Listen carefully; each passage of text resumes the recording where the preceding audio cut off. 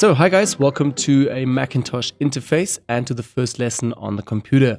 So, right away, you will see that down below in my application bar here, I have installed Photoshop CS6. I've been working quite a while on that. And then also Photoshop CC 15 plus the new updates to 2016. So yeah, once I've installed everything, you should also be able to see this down here. The same goes for Windows. You will see it on your desktop and application. Select CC or whatever version you have now and open. I'm going to work on CC, but it will be pretty much the same. Okay, so Photoshop is opening and right away we are lost. We don't know where we are and what's happening. So don't get confused. We're going to go step by step through everything now. So first of all, this interface here is new and it's only for CC. If you're on a CS6, CS5 version, it might just look like this once you've opened it. Great, so just explaining things also like this might be easier even for the CC people. Okay, so first of all, I want to talk about just the different elements that we have in here. How I will do it is that I will first of all just close down everything so we can individually go through everything and show you guys step by step what is what in Photoshop. Okay, I'm not in Photoshop anymore, I'm again on my desktop, but I will select Photoshop now and just have a look at the top menu bar here. That will change. Boom. So now you guys can see it right away in Photoshop, but we don't have anything on our desktop, just the menu bar at the top. So don't be scared, you are right away in Photoshop now, but you're just missing your whole layout. So let's go step by step through this now. First of all, if I'm going to go to Window and select Application Frame, you will see that the gray desktop will appear now, like so. Normally it will just be like this. Okay, so you only have a gray background.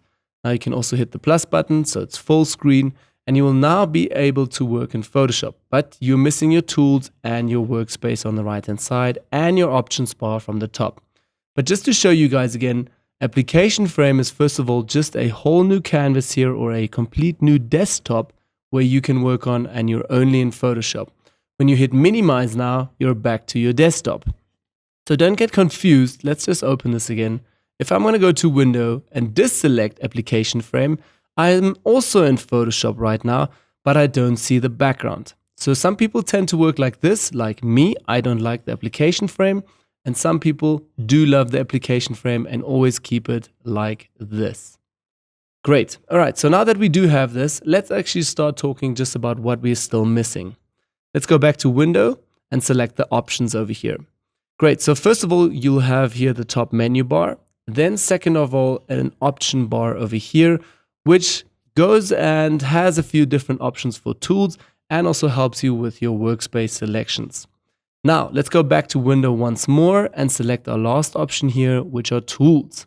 So great, there we have our tool panel now. So tools you will need to work with on your images in order to obviously enhance it or create something new. You will always need tools in Photoshop. Great, so we have our tool panel over here, but we're still missing the workspace. So what is this all about? Basically, the workspace is made up from a lot of different panels here that you can choose freely from and build your own workspace.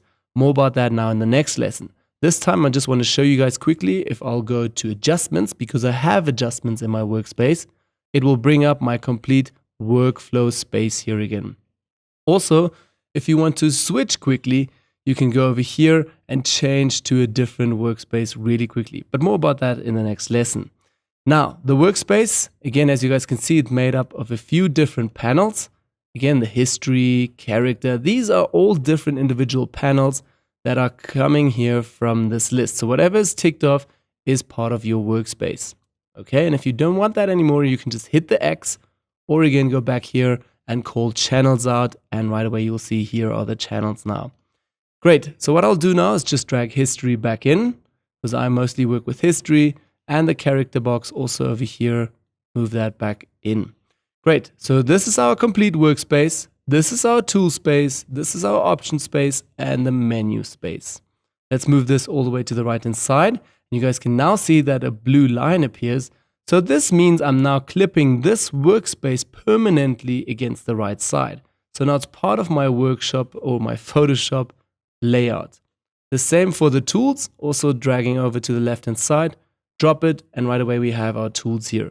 And now if I go out of Photoshop, let's say minimize, everything goes in one big bundle. If I call it up again, everything is back in one big bundle.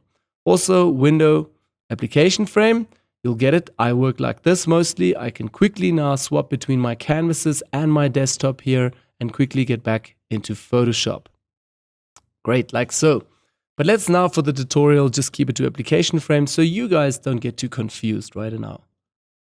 Okay, so back to that. That's the first step just for understanding the layout again. Now, normally when you see someone on Photoshop or you watch a tutorial or something, sometimes you see that the Photoshop color looks different. So I'm meaning the whole layout color, either white or a light gray or even a dark gray. So don't panic. It's not a different Photoshop version. It might be like CS6 or CC, but it is only actually an adjustment where you can also change it. So simply go to Photoshop CC, Preferences, and under Preferences in the interface, you will now see here there's a color theme here. So I can now make my color really dark, light gray, even lighter gray, or a white. So again, don't get confused. It's not a different Photoshop version. The user might just only change the color over here. So white I don't really like to work with because it's so bright, and working with it at night, it just is hard on your eyes. So what I'll do is always I take this medium gray here, a little bit of a darker gray, and that's a bit easier. And also for me, it's not so light by the side of my canvas, so I can easily Photoshop. So my color of choice is the second one here. I'm gonna hit OK, and right away I'm back in Photoshop. So this is the first lesson, just explaining the layout. We'll now continue with the second lesson. We will talk more about our workspace here and get more into depth with all of that.